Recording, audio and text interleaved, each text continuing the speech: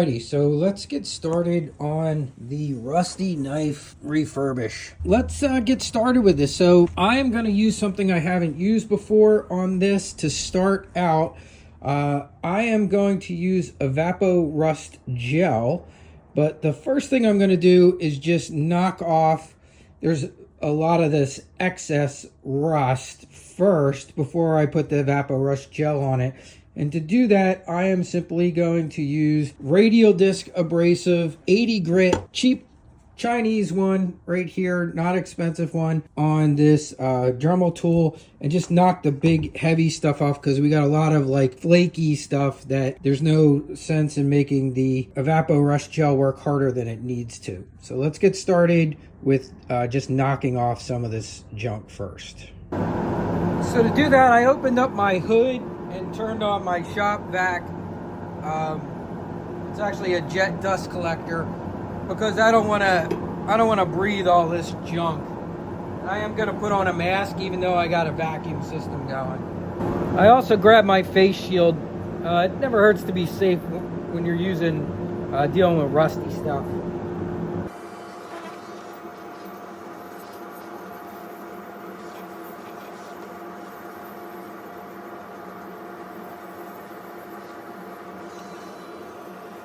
Okay, good enough. We're gonna let the Evapo Rust Gel do the rest, but I took all those, big, just loose orange chunks off. No sense in making it having to work any harder because there's plenty of rust here to work on. All right, so now let's get the Evapo Rust Gel going. Okay, so I got my Evapo Rust Gel here, and what I grabbed was these are cheap little project brushes. These are great for stuff like this that you don't want to use a nice brush on and that you can actually toss out when you're done. Let's just get this all wiped on here. So it's a pretty thick gel. Yeah, it's real thick. And what I love about Evapo Rust is it's safe for everything. It's like, you know what I'm gonna do? I'm gonna throw a piece of paper under here.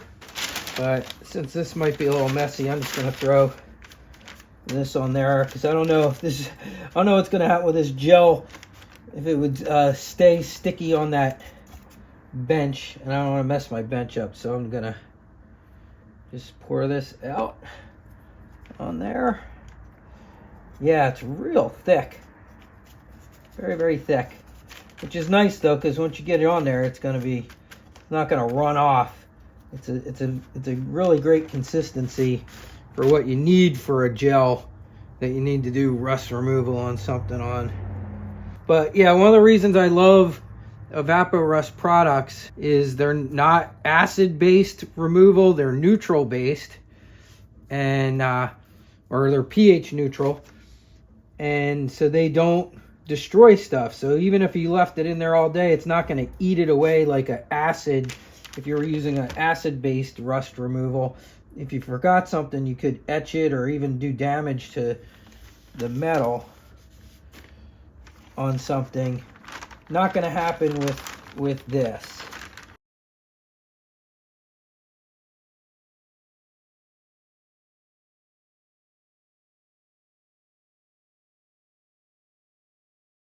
Okay, so I just want to add that I just cleaned the brush out and my hands, and it came off super easy. It didn't stay on, even though it goes on, it's kind of a sticky consistency, almost like a honey. It came off really easy with water, washed right off, and we will check back in a few hours and see how our knife's doing.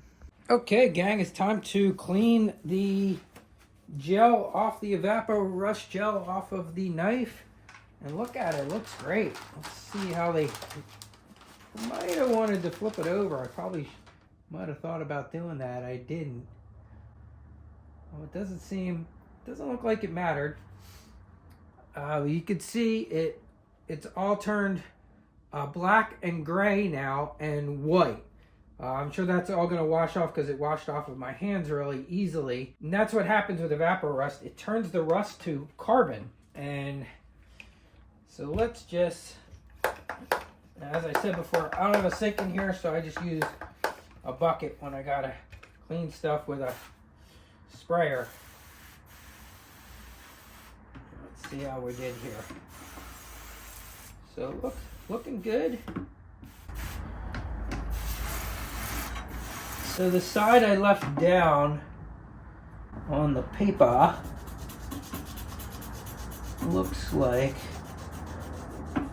might need a little more work. I probably should have flipped it over. I'm just gonna rub this with my finger. Yeah, might have been better. Might have worked better if I hadn't put it flat side down. Maybe if I had propped it up a little bit. But it's, you can see it's cleaning up real nice here. Let me show you here.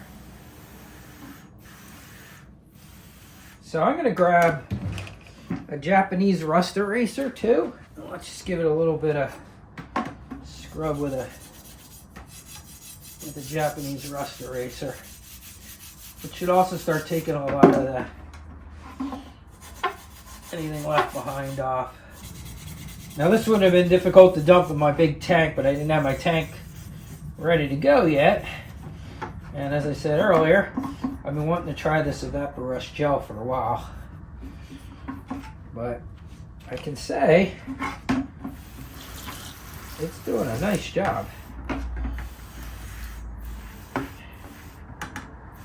So I've come over to my Buck Tool 2x42. I'm going to try this first.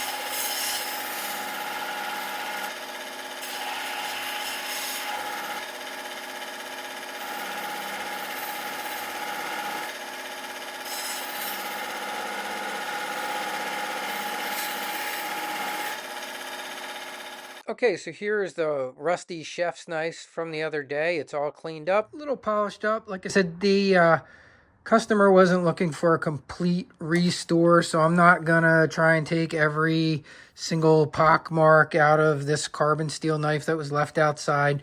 But we are gonna put a new bevel cut into it.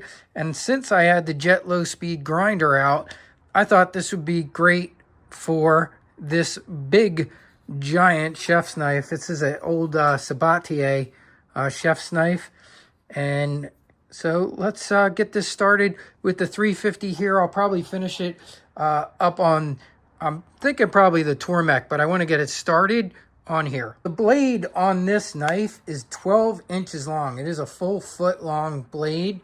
So your placement of your jig is going to be important, because you want to be able to make sure you're reaching all the way to the tip of this knife. If I had my jig in the wrong spot, I would hit the end here before I even got to it. So make sure that you check the placement, not just where it's grinding, but also check the placement of your jig.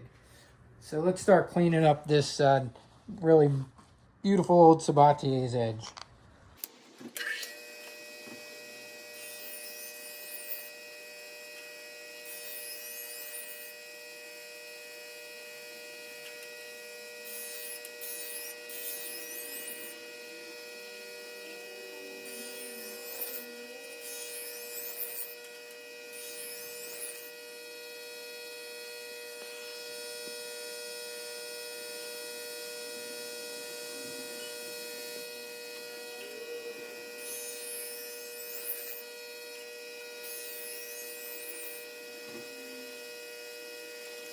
So you'll notice my stroke is very similar to the Tormek 2. I have to make sure I'm raising up. So in this, it's a little opposite. So I'm actually pulling down to keep that steady line across the wheel. And you'll see we're a little fat back here in the back. So I think I'm gonna do a little work on this section just to thin that out a little bit. But I'm liking where we're at. I'm liking what I'm seeing. I think I just want to thin this out, and then I'll probably finish the rest on the Tormek.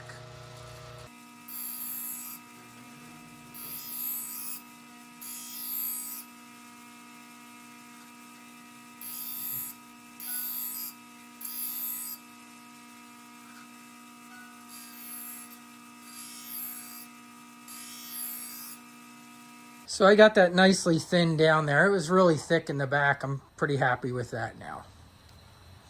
So the one thing you'll see here too is I have this set up on a cool little stand that has some locking casters that I can just move it around, because this is an item I don't use every single day, only for specific jobs. So a lot of times I just want to move it out of the way, and that's why I have this particular setup. So when I just want it out of the way, because I have limited space in my shop, I just slide it to the other side of the shop or put it in the corner of the room and just get it out of my way. And I've also shown this before too. My Tormeks are back to back on some sliders on a tool bench. And I do the same thing with this. I slide this into place when I need it, and I go from one side of the machine to the other to sharpen. One side is 400 today, and this is 1,000. So I will have to match this existing edge angle to this particular knife because these wheels are 10-inch and those were 8. So I do have to make adjustments here. Yeah, looks good to me. All right.